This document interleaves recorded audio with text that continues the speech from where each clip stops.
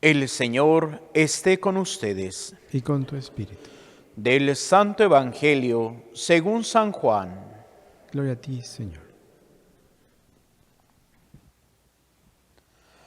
En aquel tiempo Jesús se retiró al monte de los Olivos y al amanecer se presentó de nuevo en el templo, donde la multitud se le acercaba, y él sentado entre ellos les enseñaba.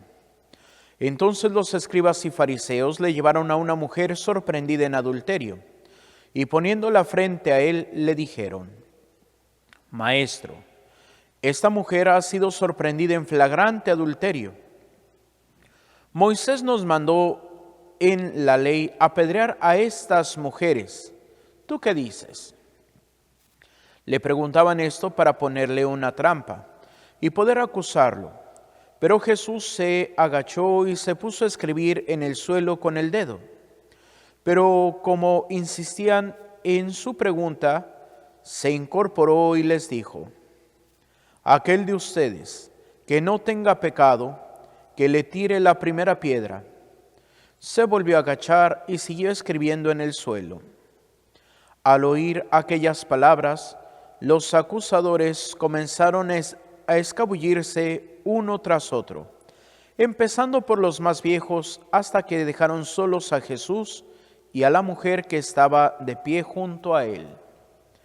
Entonces Jesús se enderezó y le preguntó: Mujer, ¿dónde están los que te acusaban? ¿Nadie te ha condenado? Ella contestó: Nadie, Señor. Y Jesús le dijo: Tampoco yo te condeno. Vete y no vuelvas a pecar. Palabra del Señor. Gloria a ti, Señor Jesús. Nos sentamos brevemente. Queridos hermanos, el día de hoy nos encontramos con estos dos pasajes de la Escritura. El primero, la primera lectura, pues muy larga, y podemos descubrir una acusación similar. Primeramente, en la primera lectura, como se le suele llamar, la casta Susana. ¿Por qué? Porque resistió a el embate de esos dos hombres, prefiriendo morir a manos de Dios por la falsa acusación que morir a manos de los hombres por evitar ofender a Dios, que morir por Dios por ofenderlo. Y es ahí donde nosotros también tenemos que descubrir cuántas veces nosotros podemos caer ante la maldad. ¿Por qué? Por defendernos. ¿Por qué? Por no sufrir. Y es aquí donde nosotros tenemos que luchar día a día. ¿Para qué? Para que podamos dar verdaderamente un buen testimonio. Por el otro lado, vemos a una mujer que fue sorprendida en flagrante adulterio. En otras palabras, la agarraron con las manos en la masa, en donde pues no había para dónde decir: no, es que soy inocente, no. Pero la pregunta es la misma: Señor, ¿qué es lo que tenemos que hacer? Y en la primera, el profeta Daniel es el que, inspirado por Dios, empieza a decir: inocente soy de la sangre de esta inocente. Y es donde pues ya empieza el relato del juicio de esos dos ancianos que pues bueno nos llevan precisamente a descubrir: cuando nos dejamos enceguecer por las cosas humanas, perdemos la visión divina. ¿En qué sentido? En que pues podríamos decir que si estos dos hombres empiezan a arder en deseo de Susana, pues Susana era una mujer muy guapa. Y entonces dejan de servir a Dios para buscar el placer, que es como nosotros hoy decimos los placeres desordenados, que no precisamente todos los placeres desordenados tienen que ser totalmente pecado. Por ejemplo, hoy placeres desordenados o afectos desordenados, más bien, que hay es, por ejemplo, aquellos que hoy no quieren tener hijos, mejor un perrito, mejor un gatito. Pues sí, pero es un afecto desordenado.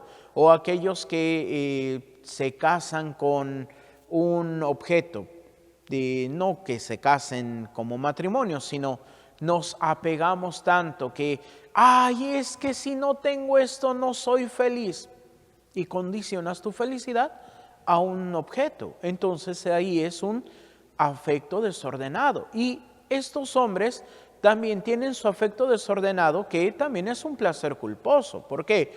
Porque están ofendiendo a Dios, están pecando. De igual manera que esta mujer del Evangelio, pues si tenía a su marido, ¿por qué andaba con otro? Y es ahí donde el Señor, ¿qué es lo que quiere? El arrepentimiento.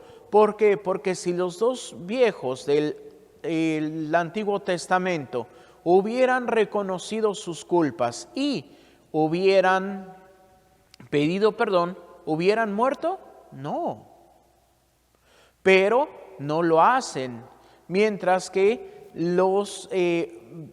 el pueblo en general, porque pues no nada más hombres, sino ahí eran hombres y mujeres y todo el que estuviera ahí para poder apedrear a esta mujer, pero igual niegan la misericordia, unos no la aceptan y otros la niegan. Y es ahí donde Jesús, ¿qué es lo que escribía en la tierra? ¿Quién sabe? Pero a veces, como desde la escuela que estamos aburridos y en lugar de estar tomando apuntes, pues andamos haciendo nuestros garabatitos ahí en el cuaderno. Entonces, ¿qué era lo que Jesús estaba escribiendo? ¿Quién sabe? Pero la actitud es muy interesante. No me importa. Pero como insisten, entonces se levanta y dice, el que esté libre de pecados, que arroje la primera piedra. Y es donde muchos hoy dicen, no, es que nadie es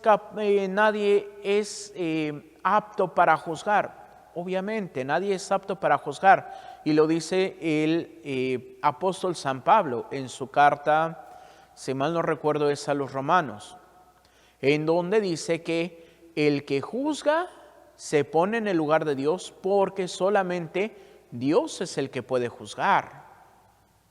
¿Y cuántas veces nosotros temerariamente juzgamos? Y muchas veces juzgamos habiendo cometido lo mismo. ¿Cuántas veces juzgamos teniendo el mismo pecado que el otro? Pero ¿qué es lo que pasa? La soberbia es que yo quiero sentirme mejor que el otro y entonces, como dice aquel viejo dicho, hacemos leña del árbol caído. ¿Por qué? Porque pues a él ya lo descubrieron, a mí no me han descubierto. Y no me acuerdo en dónde escuché esa frase que decía, una persona decía, la diferencia entre un criminal y yo es de que a él ya lo descubrieron y a mí no. Y es cierto. ¿Cuántas veces cuando juzgamos al otro es porque se ha descubierto y nosotros estamos ahora así como se dice, calladitos nos vemos más bonitos? ¿Por qué? Porque no, ¿cómo me voy a descubrir yo también que soy pecador? Pero eso hace que vivamos una apariencia, que estemos tratando de engañar a Dios en primer lugar, que a Dios nunca lo vamos a engañar. Y engañando a nuestro prójimo. ¿Por qué? Porque nosotros queremos vivir en esa vida de una aparente bondad. No. Y es ahí donde nosotros pues tenemos que descubrirnos. Pero como pusieron de ahí de una candidata a la presidencia de la República que en su discurso, para que siga la corrupción, y hasta le pusieron ahí los memes de que, ¿cómo le llaman? La traicionó el subconsciente. Pues obviamente. Y podemos ver, y esto de que muchas veces el ostentar el poder nos va a llevar a la corrupción, porque no podemos decir que hay de que, no, es que tal político es incorruptible. Todos somos corruptibles. Y sobre todo, como dicen, dale el poder a una persona y sabrás quién es. Y podemos ver qué es lo que están haciendo los dos ancianos en el Antiguo Testamento: corrupción. Podemos irnos un poquito más adelante, un pasaje también, Zaqueo. ¿Qué es lo que, o cómo ha hecho su fortuna? Por medio de la corrupción. Y hasta podríamos hablar de San Mateo, apóstol y evangelista, que era cobrador de impuestos, corrupción. Y es ahí donde, si no busco yo cambiar, entonces me voy a quedar en mi pecado. Y es hoy algo que también se está viendo, y muchas veces hasta por parte de sacerdotes y obispos. ¿Qué es lo que pasa? No, mira, tú estás bien, Diosito te perdona. Es más, Él dice a la mujer: ¿alguien te condena? No, Señor. Entonces yo tampoco te condeno. No, tampoco quiere decir que vamos a dejar que vivamos en la vida disoluta. ¿Por qué? Porque el Señor sí dice a esa mujer: yo tampoco te condeno. Pero ¿qué es lo que le dice después? Vete y no vuelvas a pecar. Y es lo que hoy pasa. Hoy queremos vivir la vida como a mí me da la gana, no como Dios quiere. Y es ahí donde nosotros estamos mal. ¿Por qué? Porque quiero ganarme el cielo, pero no quiero hacer la voluntad de Dios. Entonces, ¿cómo voy a ganarme el cielo? ¿Cómo voy a vivir realmente el plan de Dios? Pues es imposible. Por eso veía un video donde hablaban sobre la filosofía de Santo Tomás, filosofía y teología de Santo Tomás, y decía que hoy gran cantidad de personas nos podremos ir al infierno. ¿Por qué? Porque no vivimos realmente el plan de Dios. ¿Por qué? Porque hoy no queremos hacerle caso al Señor, que nos dice conversión.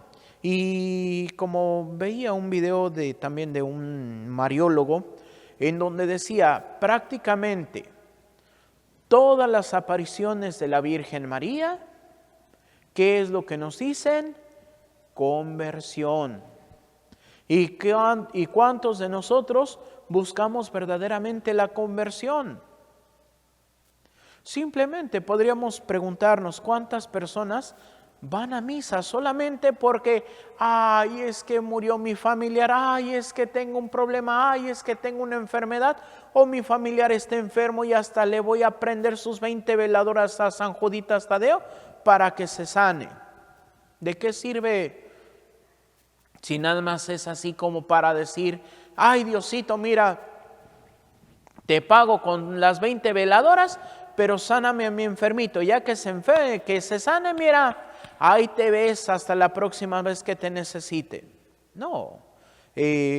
Cuando estaba estudiando el seminario, un texto, realmente ahorita no recuerdo de qué era, pero era en una materia que se llamaba Introducción al Misterio Cristiano. Y entonces el texto hablaba de las veces que vemos a Dios como otra cosa. Y decía esa frase y se me quedó muy grabada: ¿cuántas veces vemos a Dios oxo? Y dirán: ay, Padre, ¿cómo que vemos a Dios como oxo? Cuando tenemos un antojo, y sobre todo cuando vamos en el camino, vamos en la carretera, y así como que, pues ya hace calorcito, pues una sodita, un refresquito, una agüita. ¿Qué es lo que vamos a encontrar en el camino? Un oxo. Y entonces, si no traes ni necesidad de tomarte tu agüita, ¿vas a acordarte del oxo? No. Y es precisamente como vemos a Dios. Tengo una necesidad, me acuerdo de Dios. No tengo necesidad, lo puedo ver y paso de largo.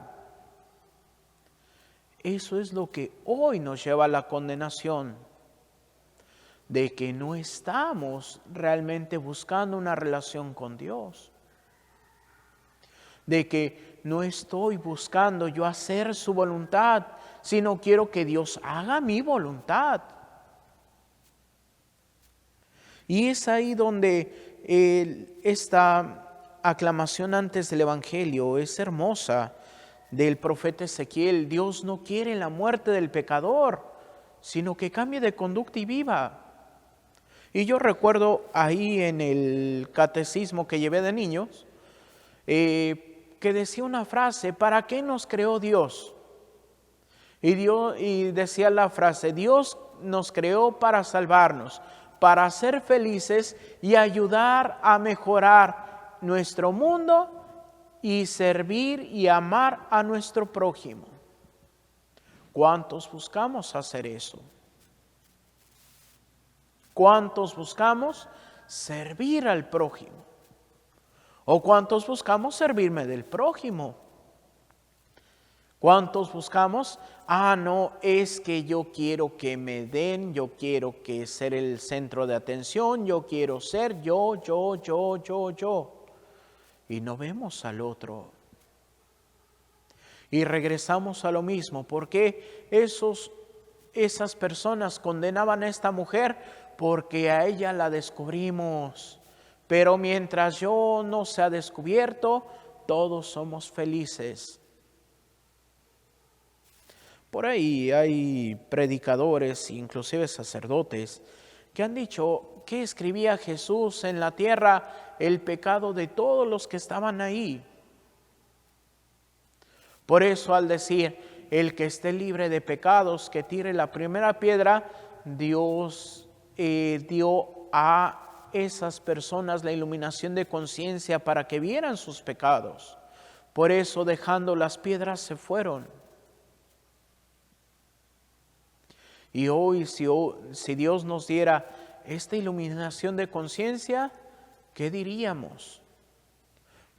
Con las revelaciones privadas, Garabandal, Medjugorje, que hablan de ese gran aviso, que no será sino precisamente esa iluminación de la conciencia. Y como decían las niñas de Garabandal, y habrá muchas personas que morirán porque van a ver que su lugar es el infierno. Si hoy el Señor nos revelara el estado de nuestra conciencia, ¿cuál sería nuestro destino? ¿El cielo o el infierno? Y si respondemos que el infierno, ¿qué estamos haciendo para que nuestro destino no sea el infierno, sino sea el cielo? Dios nos ha creado por amor y para Él. Por eso dice San Agustín: tú nos creaste para ti y nuestra alma no descansa hasta descansar en ti. Pero ¿cuántos buscamos descansar en Dios? ¿Y cuántos buscamos descansar con la película, la serie, la televisión, mis gustos, mis placeres, inclusive hasta la pereza, tirarme ahí en mi camita, rascarme la panza todo el día? ¿Cuántas veces, por ejemplo, hoy que en México es día festivo y no fuimos a trabajar? ¿Y cuántos mañana? No, es que estoy cansado. ¿De qué? Pues de descansar, pues el puente. Y por ahí hubo escuelas que sí se agarraron su megapuente porque desde el jueves no fueron a la escuela y se agarraron jueves, viernes, sábado, domingo y lunes. No, pero es que ya estoy cansado. O como se dice, por ejemplo, ¿cuántos no hemos estado en alguna vez enfermos que nos teníamos que quedar acostados? Y ya después de tanto estar acostados, pues ya te duele todo el cuerpo. ¿Por qué? No, porque ya no aguanto la cama. Pues sí. Por eso es de que tenemos que buscar cumplir lo que Dios quiere. Padre, entonces está mal que un día me lo agarre de descanso. No. Por eso dice el libro del Génesis que el séptimo día Dios descansó. Pero una cosa es descansar y otra cosa es, perdón por la palabra, pero es la expresión popular, tirarnos a la hueva. No, tenemos que vivir realmente el plan de Dios. Tenemos que asumir también que somos pecadores. ¿Para qué? Para que pueda luchar contra mi pecado. Para que pueda pedir perdón a Dios. Para que pueda caminar hacia salir del pecado. ¿Por qué? Porque es como los borrachitos, lamentablemente. A un borrachito díganle, ¿estás tomando mucho? No, yo lo dejo cuando quiera. No va a poder. Y si a una persona chismosa le dices, es que eres bien chismosa. No, yo nada más soy comunicativa. Ay, no, yo no. No va a salir del chisme. A una persona mentirosa, estás diciendo muchas, no, yo no miento. No vas a salir de la mentira. Por eso tengo que asumir. Soy chismoso, soy mentiroso, soy un ladrón, soy borracho, Pongan el pecado que quieran. Soy. Entonces, sabiendo que soy, tengo herramientas para luchar. Si no, nunca vamos a poder luchar contra el pecado. Por eso el Señor nos dice, vete en paz y no vuelvas a pecar. Cuando nos lo dice, cuando nos acercamos al sacramento de la confesión, posiblemente el Padrecito no se los diga, pero el Señor no lo dice, porque el Señor no quiere que muramos, sino que cambiemos de vida y vivamos. No en el sentido de que, ay, si voy a pecar me voy a morir. No. Sino de que si sigues pecando te vas a condenar, la muerte eterna. Pero si cambiamos de conducta podremos vivir la vida eterna. Por eso, hermanos, el Señor nos sigue tendiendo la mano, sigue confiando en nosotros, para que nosotros busquemos hacer su voluntad. Por eso pidamos al Señor que nos dé este don de la conversión, para que día en día podamos ver nuestros pecados, para luchar por llegar a la patria celestial. Que así sea, para gloria de Dios Padre, Hijo y Espíritu Santo. Nos ponemos de pie para hacer esta oración de Padre Carlos de Foucault. Padre, me pongo en tus manos, haz de mí lo que quieras, sea lo que sea, te doy las gracias. Estoy dispuesto a todo, lo acepto todo, con tal de que tu voluntad se cumpla en mí y en todas tus criaturas. No deseo más, Padre, te confío mi alma, te la doy con todo el amor de que soy capaz, porque te amo, y necesito darme a ti, ponerme en tus manos, sin limitación, sin medida, con una confianza infinita, porque tú, Señor, eres mi Padre. Nos sentamos y continuamos con nuestra celebración.